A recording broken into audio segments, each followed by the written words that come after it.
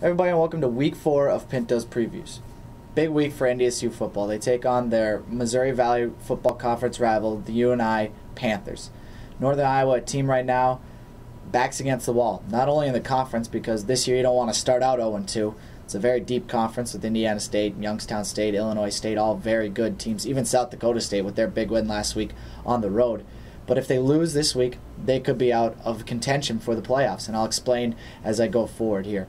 Now let's look back at last week. NDSU, pretty easy game, a big win against Prairie View A&M, just like I figured. Brock Jensen didn't even play in the second half. In fact, he was out about halfway through the second quarter. So NDSU did what they were supposed to do, and I believe they were looking forward at this game coming up against Northern Iowa, a big one in Cedar Falls this Saturday. Point one I'd like to make is UNI's rushing defense. Now, so far this year, UNI has given up, on average, 147.5 rushing yards per game.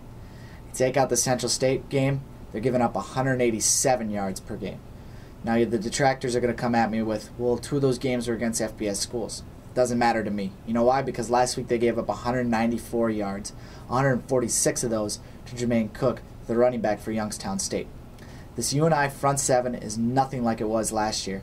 They give up a lot of positive yardage. They aren't making a lot of tackles in the backfield, which allows for momentum moving forward if you're the running back.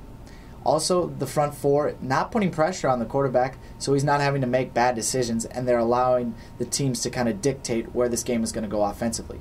6 turnovers so far for the UNI defense. All of those turnovers came against Central State. So in my opinion, NDSU, who loves to run the ball, if they could, would run it 50 times a game, is going to be able to dominate the time of possession with this. They're going to be able to dominate the field possession, and they're just going to be able to run all up and down this UNI defense. Point 2 I'd like to make is UNI's extreme desperation. Now, UNI only has 1 win so far this year, but it might as well not count. It's against a Division II team, Central State out of Iowa, and in FCS football, in order to make the playoffs, you usually have to have 7 Division I counting wins. UNI, if they lose against NDSU, will only have at the most 6. They can't lose the rest of the season. There's only 7 more games remaining on the schedule for them. If they go 8-3, it's a really nice looking schedule overall, but they'll only have 7 FCS wins. Already losing to Youngstown State puts them in a very tight window in order to make the playoffs. So UNI's back is against the wall. They're going to be playing with a sense of urgency you usually see reserved for the end of the season. Teams making all-out plays, guys coming up with big stops. UNI, they don't even know who their best player on defense is yet, really. I mean, they haven't had a guy that's been able to step up and make stops, make plays for them. The offense is very good for UNI. They're able to put up points in buckets. But will this defense be able to stop NDSU, and will they be able to make plays? Big sense of urgency. UNI knows this moving forward. They know what's at stake here, so look for that to play a factor in Saturday's contest. Point 3 I'd like to make is UNI's ability to win at home. Let's go back in the history books a little bit to see if we can find UNI's last home loss. Back in 2010, they lost to Stephen F. Austin 22-20.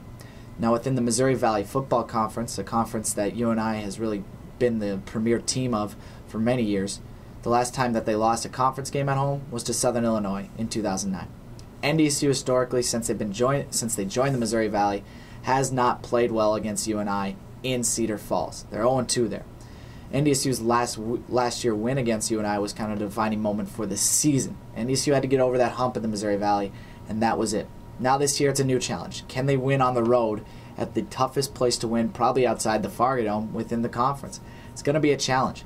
You add that sense of urgency UNI is going to have because they are looking at maybe not making the playoffs if they lose this game. You can't really go 0-2 in the Missouri Valley and expect to do much else with how tough and deep the conference is this year. So it's going to be a tough contest. What happens and what is on NDSU's side in this regard is the fact they have a veteran quarterback in Brock Jensen, a very smart, heady quarterback. He's not going to put up 300 yards. He's not going to throw for 5 scores. But what he is going to do is he's going to move the chains on 3rd down.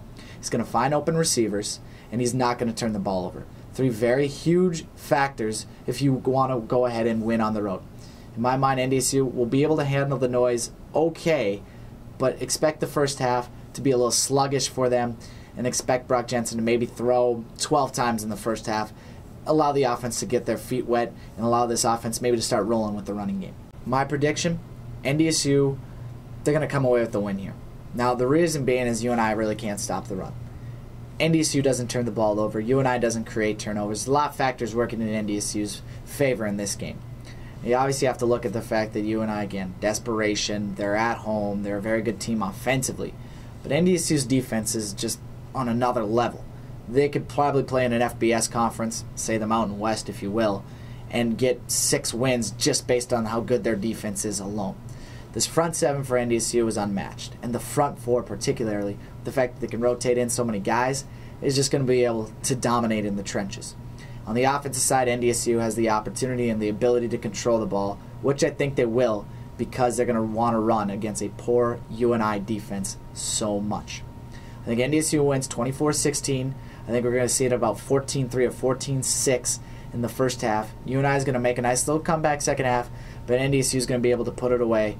Reason being, again, Brock Jensen just does not turn the ball over, which is huge in road games, and he's not going to give UNI an opportunity to gain momentum. For Pinto's previews and KFGO.com, I'm Daniel Gunderson.